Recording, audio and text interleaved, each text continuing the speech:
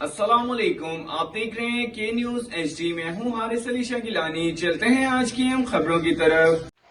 रुक करेंगे रावलपिंडी का, जहां से रिपोर्ट कर रहे हैं हमारे bureau chief Yasir Malik. Rawalpindi women police station की मॉडर ने अपने ही SHO पर रकम चोरी का इल्जाम लगाकर करप्ट लिख दिया।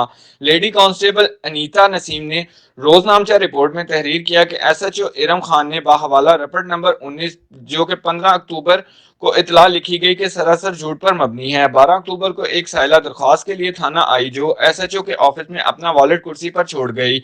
वो थोड़ी देर बाद वापस ऑफिस में दोबारा आई तो इसका वॉलेट कुर्सी पर ना था।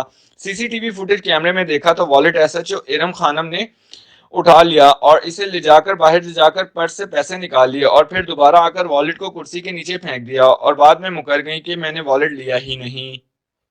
मजीद खबरों और अपडेट्स के लिए हमारे साथ रहिएगा। तब तक के लिए अपना ख्याल रखिएगा। अल्लाह हाफिज।